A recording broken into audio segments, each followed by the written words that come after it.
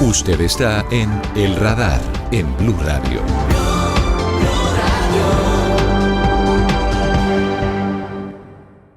Seguramente usted que nos ve o nos escucha tiene alguna persona cercana con alguna afección respiratoria. Esto empezó el año pasado, a finales del año pasado usted empezó a ver más casos de personas con lo que podría ser una gripa, tos, fiebre, eventualmente con congestión nasal, con malestar corporal, y unieron muchas cosas, vinieron varios elementos que empezaron a unirse, y adicional a todo esto hay un elemento nuevo frente al COVID, ese famoso COVID que nos mantuvo encerrados durante tanto tiempo en la pandemia, mutó. Ustedes lo recuerdan, se convirtió en Omicron, hay una variante que es el Omicron, y hay una subvariante del Omicron que es la JN.1, le dicen en Europa pirola o pírola, y tiene unas indicaciones importantes para tener en cuenta, no para alarmarse, pero sí para actuar. Por eso he querido invitar hoy en El Radar, aquí, en nuestros diferentes canales, en radio, en la aplicación, en nuestro canal de YouTube, a uno de los hombres que más conoce sobre infectología en Colombia, uno de los hombres que consultamos todo el tiempo durante la pandemia, como es el doctor Carlos Álvarez, además asesor de la Organización Mundial de la Salud. Doctor Álvarez, gracias por estar como siempre con nosotros, bienvenido al Radar. Un gusto estar siempre aquí con ustedes, muchas gracias por la invitación. Espero que no me haya equivocado un poquito en la genealogía de la JN1. ¿Cómo es la historia? Usted que es el experto, doctor Álvarez. No, pero no se equivocó para nada. Bueno, básicamente, Ricardo, recordemos que estamos hablando de hace más o menos 4 años que empezamos a hablar del virus del SARS-CoV-2, que es el virus que causa la COVID-19. Y efectivamente, el virus inicial era el virus que era de Wuhan y pues se colocó el nombre de Wuhan. Y esos virus normalmente cambian o mutan, se van adaptando, es decir, evolucionan. Y entre esa evolución, lo que hemos visto es que desde hace más o menos 2 años, la variante o la que ha predominado, la que mejor se ha adaptado al ser humano, ha sido la variante Omicron. Y de ahí en adelante lo que hemos visto es lo que técnicamente se habla de linajes, que podríamos decir en términos más coloquiales son como hijos hijas derivadas de esta misma variante que no tienen muchos cambios. Entre más parecida sea la variante, pues hay pocos cambios, se hablan de linajes. Cuando los cambios son muy dramáticos, pues hablamos de una variante. Entonces hasta ahora esta nueva variante, o mejor, la variante Omicron ha tenido diferentes cambios que no son tan más marcados, que han hecho que circule durante los últimos 2 años, y a partir de las últimas semanas de diciembre empezamos a ver el predominio de esta variante que se llama la JN.1, que recordemos que lo que hacen que estas mutaciones que le ocurren a estos virus les permite que se adaptan mejor al ser humano. Y cuando les digo que se adaptan mejor, es que justamente las mutaciones que tienen permiten evadir parcialmente al menos las defensas que nosotros generamos contra el virus. Y por eso es que se adaptan y pues que se pueden transmitir.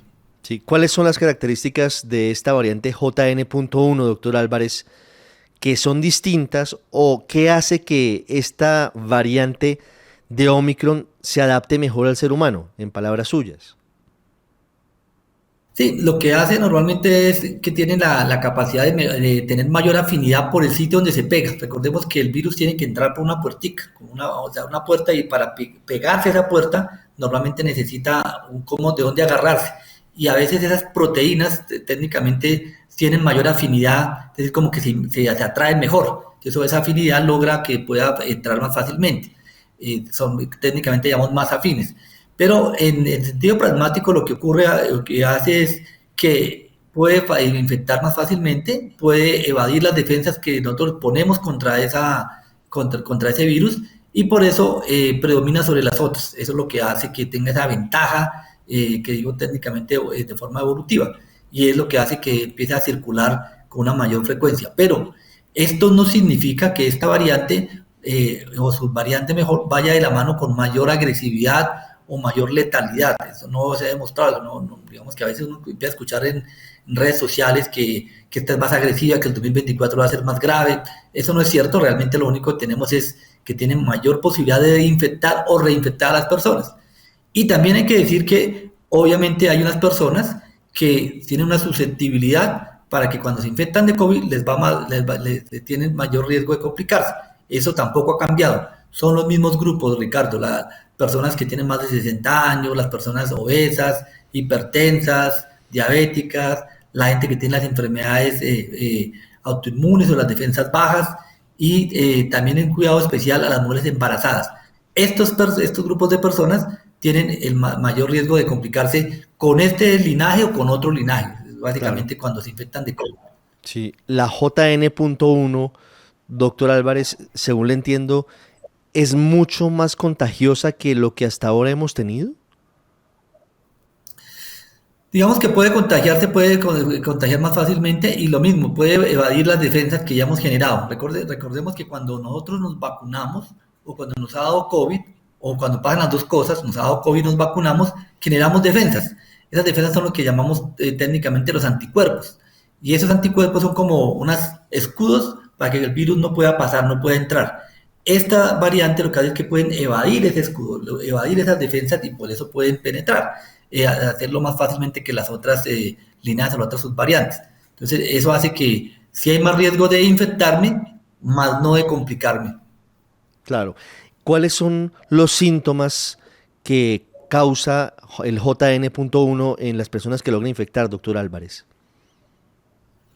Pues mire que son muy parecidos a los que hemos visto con toda la variante Omicron. Digamos que después podemos decir que dividirlo en dos épocas, antes de Omicron y después de Omicron. Antes de Omicron teníamos muchos síntomas que llamamos los médicos respiratorios bajos. Es decir, las personas tenían mucha fiebre, mucha tos, dificultad para respirar, pérdida del olfato, del gusto. A medida que el virus fue cambiando, eso también fue disminuyendo afortunadamente y de ahí empezamos a tener muchos síntomas respiratorios altos. ¿Qué es eso? Que tenemos muchos síntomas en la garganta, en la nariz, en la laringe, entonces podemos tener cambios en el tono de la voz, podemos seguir teniendo tos, algunas veces fiebre, pero más dolor de garganta, más mocos en la nariz, que técnicamente llamamos rinorrea, Mm. congestión nasal, que también hay que decir, es que no es tan fácil diferenciar estos síntomas que causan esta subvariante del SARS-CoV-2 de otros virus respiratorios que también tienen afinidad o predominio por estas mismas partes del cuerpo. Claro. Los puntos de medida, ¿cuáles son, doctor Álvarez? Los mismos que hemos tenido hasta ahora. Eh, ¿Cómo se debe usar el tapabocas en estos escenarios? ¿Debe volver el tapabocas en todos los casos? ¿Cuáles son las recomendaciones?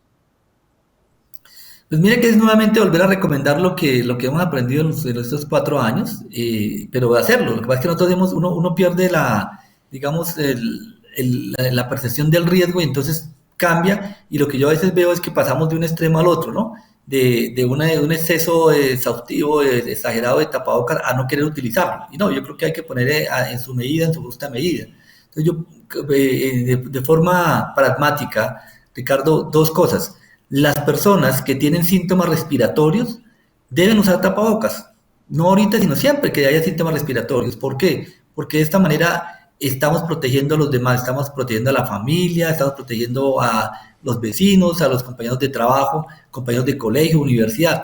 Es importante que lo tengamos en cuenta porque el tapabocas, esta pandemia nos sirvió para demostrar que efectivamente sirve para disminuir la transmisión de virus respiratorios, de contagiar a otras personas, no solo del SARS-CoV-2, sino del virus de la influenza, de adenovirus, sincitial respiratorio, metanemovirus y otros nombres de otros virus que también se transmiten por esta vía. Y lo segundo es que con respecto al uso de tapabocas, las personas que sabemos que tienen mayor riesgo de complicarse y van a estar en espacios poco ventilados donde pueden adquirir el virus, pues en este momento que está circulando no solamente el SARS-CoV-2, la variante de la linaje JN.1, sino otros virus respiratorios en Bogotá y en el mundo, pues utilizar tapabocas, porque de esta manera se da un autocuidado. Creo que eso es importante. Por Con ejemplo, en el respecto al uso de tapabocas. Transmilenio, en el metro, en sitios de gran Sí, aglomeración.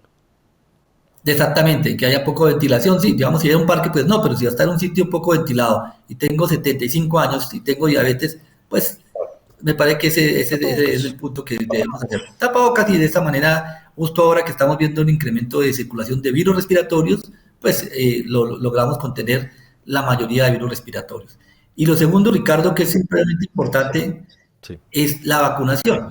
Entonces, las vacunas Ya le nombré varios virus respiratorios. En Colombia tenemos vacunas para 2 de estos virus, los demás no tienen virus, no tienen. Hay otro virus que ya tiene vacuna en el mundo, en Colombia no todavía, que es el virus sincitial respiratorio. Pero en Colombia tenemos vacuna contra influenza y contra COVID-19.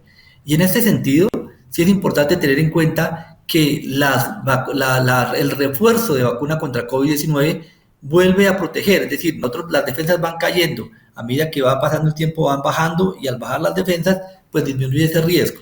Lo que hacen las vacunas es volver a subir esas defensas, dar un refuerzo, por eso su nombre es refuerzo. Entonces sí es importante que las personas tengan en cuenta que si hace más de un año se vacunaron, se apliquen el refuerzo. Especialmente ¿quiénes? Los que tienen más riesgo. Entonces ese es un tema importante.